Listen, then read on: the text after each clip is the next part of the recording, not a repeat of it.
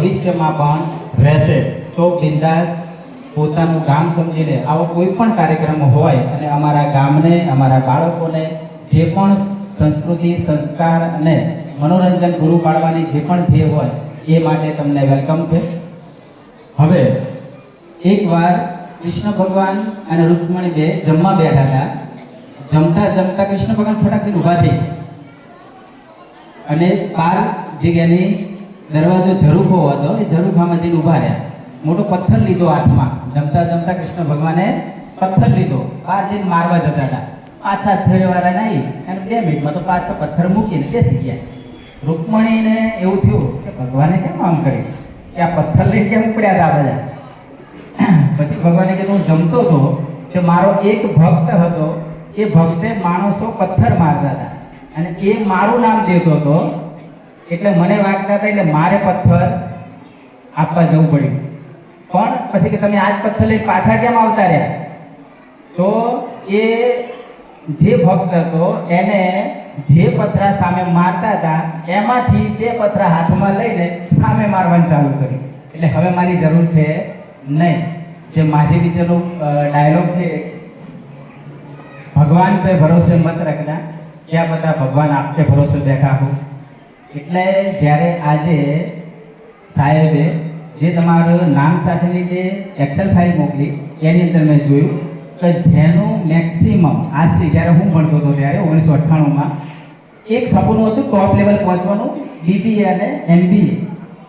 અત્યારે જે દીકરા દીકરીઓ બેઠા છે એમનું પહેલું પગથિયું MBA BBA અને એમની સામે પછી મારે બોલવાનું આવે.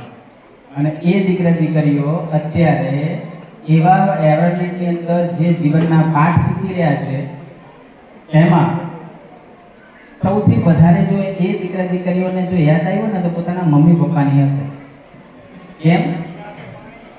જ્યારે મને પહેલો એવોર્ડ મળ્યો હતો, મુખ્યમંત્રી હતા શિક્ષણ મંત્રી ભૂપેન્દ્રસિંહ ચુડાસમા સાહેબ, એમની ઓફિસમાં બેઠા હતા અને ત્યારે એક વાત કીધી હતી જે હું તમારી જોડે શેર કરી કે શિક્ષક છોકરાને જ્યારે પોતાની માં પોતાના કોખમાં રાખે ત્યારથી એનો નાતો જે ચાલુ કરે છે અને ત્યારથી જે સાચવણી ચાલુ કરે છે, એમાં કોઈને પણ એને ટચ થવા દેતી નથી. પછી જ્યારે એ 3 વર્ષ 2 વર્ષનું થાય, ઘોડિયામાં સૂતું હોય, ઘોડિયા હલાવતી જતી હોય, એક બાજુ કામ કરતી જતી હોય, એક પગ ઘોડિયા જોડે, એક પગ બેડરૂમમાં, એક પગ ચોકડીમાં, આવી રીતે એ કામ કરતું હોય. જેને આપણે જગદંબાના જે 4-4 12 હાથ જોઈએ છીએ, એ ખરા અર્થમાં જગદંબા બનીને આ બધું કામ કરતી હોય છે, પોતાના બાળકનું ધ્યાન રાખતી હોય. સિટીમાં તો નથી, પણ ગામડામાં હોય કે ભાઈ બહાર પહેલાં પાણી ભરવા જવું પડતું હોય, તો ઘરે જે પણ વડીલ હોય ને એનો વિશ્વાસ ના કરે. પોતાના બાપના ઉપર જ્યારે હોય, એ જે પોતાનો ખરેખર છોકરાનો બાપ છે એને જ્યારે હાથમાં આપે ને તો 3 વાર ટકોર કરે. જોજો હો, તમારા લખણ હારા નહીં, ધ્યાન ચાય હોય છે, મોબાઈલ આવે તો છોકરા પાડતા નહીં, આવું કહીને જાય. છે એ છોકરાનો બાપ, છતાં પણ એને ટકોર કરે. અને જો 2-5 મિનિટ ક્યાંક લઈને જ્યાં હોય ને ખભે મૂક્યો હોય ને એના ફોન આવે ને તો સૌથી પહેલા ફોન એક બાજુ રહે, છોકરાને લઈ લે. કેમ? કારણ કે એનો જીવ એના છોકરામાં હોય. એ જ છોકરાને 5 વર્ષે 6 વર્ષે હવે સોટી મારતા મારતા શાળામાં મૂકવા આવે. સોટી મારી, જેને જેને આમ ફસ ના કીધું હોય એવા છોકરાને સોટી મારીને એ શિક્ષકના હાથમાં આપે. અને ત્યારે કોઈ આખો દિવસ 5 વાગ્યા સુધી કોલ ના આવે કે મારો છોકરો ખાધું પીધું કશું. એ બાળકો જ્યારે મોટા થાય છે, તમારા જેટલા જે છોકરા છે જેની અંદર આજે પણ નવરાત્રિ આટલું બધું આપણે આધુનિક જમાનામાં આવી ગયા, છતાં પણ નવરાત્રિમાં આ દીકરીઓને બહાર જવા દેવાની હોય, કોણ બેનપણી છે, કોણ છે, ફોન નંબર લાય, 5 વાગી ગયા, 1:30 વાગી ગયો, ક્યાં છે, બધા જ 32 પ્રકારના આપણા જે ક્રાઇટેરિયાના પ્રશ્નો એવા નીકળે. પણ આજે પણ ભગવાન પછી બીજો, માં કરતાં પણ વધારે બીજો જો ભરોસો હોય ને તો એ ડૉક્ટર મહેન્દ્ર સોલંકી જેવા શિક્ષકોને આભારી છે કે 5-5, 6-6, 7-7 દિવસ સુધી ડે નાઇટ પોતાના દીકરા દીકરીને એમના હસ્તક આપી દીધા છે. અને એક પણ વાર નહીં કીધું હોય કે મહેન્દ્ર સર મારી છોકરી કેમ છે, મારો દીકરો કેમ છે. આ જે સમાજનો શિક્ષક ઉપરનો વિશ્વાસ જે ભગવાન કરતાં પણ વધારે છે. એકવાર મંદિરમાં તમને મૂકી આવો તોય પાછળ જેમ ચંપલ ન જોવે ને એમ તમને જોશે. આ ક્યાંય આગો પાછું થાય નહીં, કોઈ લઈ ના જાય. પણ નિશાળમાં મૂકે કે મહેન્દ્ર સાહેબના હાથમાં મૂકે NSSમાં, ત્યારે પાછળ વળીને ક્યારે જોયું છે? તમને કહી દે સાહેબ હમું જો, મારી સામું ના. તો એ જવાબદારી નિભાવતા શ્રી ડૉક્ટર મહેન્દ્રસિંહ સોલંકી માટે એક સરસ મજાની તાળી થઈ જાય કે આટલા દિવસ સુધી એ બાળકોને અમને સાચવ્યા છે. આ નાની સૂની વાત નથી. આ જવાબદારી, એટલી બધી જવાબદારી ભર્યું કામ છે. અને એ આજે પણ આજના પરિસ્થિતિમાં પણ જેની અંદર નેગેટિવિટીનો એટલો ભરમાર છે કે પોઝિટિવિટી દેખાય જ નહીં, એવી વસ્તુમાં તમને પોઝિટિવ વસ્તુમાં લઈ ગયા છે ને, એ તમારા લાઈફની અંદર સૌથી બેસ્ટ અનુભવ અને તમારું સૌથી બેસ્ટ. એટલે ગુપ્તાભાઈ 2-3 વાર લઈ ગયા ને ગિફ્ટ, મને તો એવું થઈ ગયું બધાની ઉપર છપાઈ છે, બધું ગુપ્તા ગુપ્તા ગુપ્તા. સરસ પરફોર્મન્સ. હાથ ધ્રુજતા હતા, પણ ધ્રુજતા હતા બધા પાડી દીધા. આજે જે હમણાં સાહેબે વાત કરી, ઉલ્લેખ કર્યો કે વિશ્વ મહિલા દિવસ છે. મારો આયોજન હતું કે 8 તારીખનું હતું, પણ એ પહેલાં આપણે વિદાય થઈ રહ્યા છે. તો અહીંયા જે પણ દીકરીઓ અહીંયા રહી છે, જે પણ અહીંયા મા જગદંબાના સ્વરૂપે નારી શક્તિ અહીંયા જે પણ કામ કરે છે, એમને શાળા તરફથી એક સન્માનપત્ર એમને આપણે આપીશું. એ પહેલાં હાલ તો બધા એટલા કેપેબલ દીકરીઓ છે આજના જમાનાની અંદર કે જ્યાં એકલા રૂમમાં કે એકલા બસમાં કે એકલા બાથરૂમમાં જો લોક કરી દે છોકરાઓને તોય રાડવું પડે. પણ સુનિતા વિલિયમ્સ 6-6, 7-7, 8-8 મહિના એક સ્પેસ શટલની અંદર લોક રહે ને તોય હશે. તો આ તાકાત છોકરીઓની છે જે છોકરાઓમાં નથી. તો એના માટેનું ગીત છે એ રજૂ કરીને પછી આપણે આગળના કાર્યક્રમ કરશું. એક કડી હું ગાઈશ અને પછી આપણે બધા જઈશું. ઓકે, હિન્દીમાં છે એટલે તમને ખ્યાલ આવી.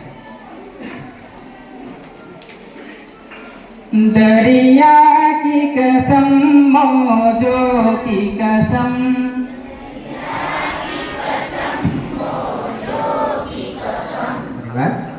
दरिया की कसम मौजों की कसम,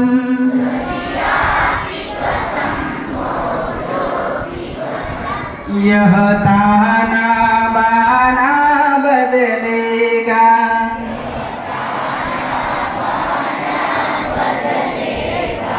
तो खुद को बदल, तो खुद को बदल,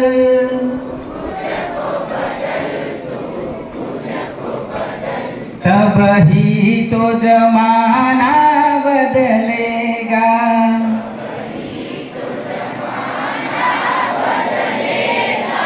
तो चुप रह कर जो सहती रही,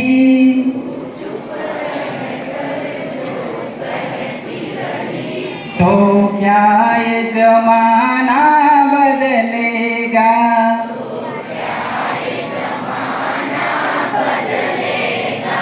तू बोलोगी मुँह खोलोगी, मुँह खोलोगी, तब ही तो जमाना बदलेगा,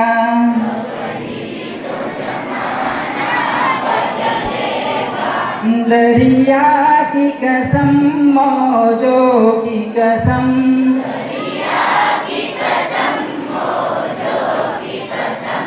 यह ताना बाना बदलेगा,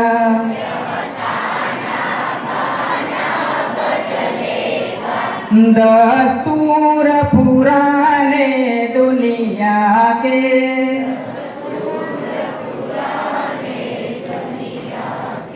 ये आए कहाँ से क्या जाने,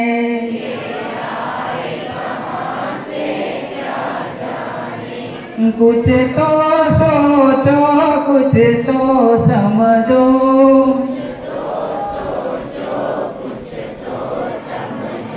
ये क्यों तुमने है अपनाए,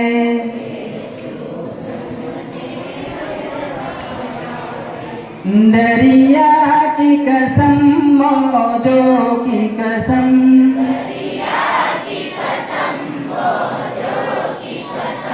यह ताना बाना बदलेगा,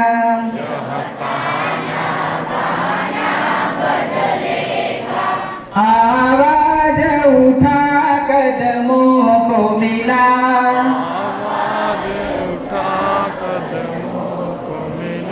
रफ्तार जरा कुछ और बढ़ा,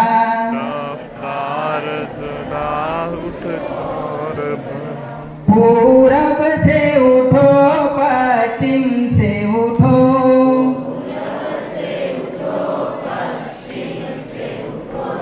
उत्तर से उठो दक्षिण से उठो,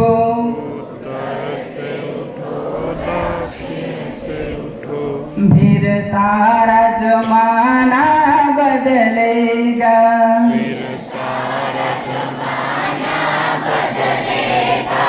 दरिया की कसम मौजों की कसम,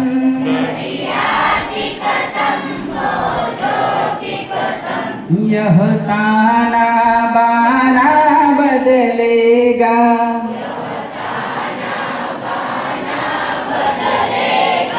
थोड़ी एनर्जी સાથે तू खुद को बदल, तू खुद को बदल,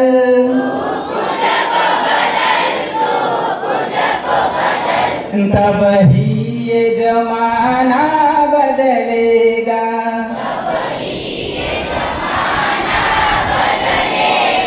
થેન્ક યુ વેરી મચ. એ શક્તિ એ પણ એ પુરુષ હોય કે સ્ત્રી હોય, જ્યારે પણ માનસિક, શારીરિક, આર્થિક, સામાજિક કોઈ પણ કારણસર જ્યારે એ માણસ ડિપ્રેશનમાં આવે છે, ત્યારે એને હિંમત આપવા માટે એને હું પણ કંઈ કરી શકું છું, હું પણ પ્રભુનું અનન્ય સ્વરૂપ અને એની રચના છું. આ યાદ રાખીને અત્યારે NSSમાં જે પણ તમે શીખ્યા છો એ પણ વસ્તુ જો એપ્લાય કરશો તો જીવનની અંદર ક્યાંક ને ક્યાંક તમે એવી મુકામ ઉપર પહોંચશો કે જ્યાં તમને ઉદાહરણરૂપ તમારું નામ લેવામાં આવે. તમામ તાલીમાર્થીઓ પોતાના જીવનની અંદર ખૂબ પ્રગતિ કરે, પોતાના મા બાપનું, પોતાના સાહેબનું, પોતાની સંસ્થાનું ક્યાંક ને ક્યાંક નામ રોશન કરે અને ગર્વ સાથે મહેન્દ્ર સર કહી શકે, વેસા સર, બેનીબેન કહી શકે કે આ વિદ્યાર્થીઓ મારી જોડે ભણેલા છે અને આ સાહેબની રજા લઈને તમે જ્યારે આવો છો ત્યારે આ જ સાહેબને ક્યાંક ને ક્યાંક કોઈ ઓફિસમાં બેઠા હોય અને જો જવાનું થઈ ચડે ત્યારે અંદર પ્રવેશવા માટે તમારી રજા લેવી પડે, એવી સ્થિતિમાં, એવી પરિસ્થિતિમાં અને એવી મુકામ ઉપર પહોંચો તેવી પ્રભુને પ્રાર્થના. હવે આગળ જે પણ મારા નારી ટુ નારાયણી જે પણ જે બહેનો છે તેમને 1 by 1 આપણે સર્ટિફિકેટ શાળા તરફથી આપશું. ઉપમંચસ્થ મહાનુભાવોને વિનંતી કરું કે તે સમૂહમાં આપણે તમામ દીકરીઓને પ્રણામ બતાવો.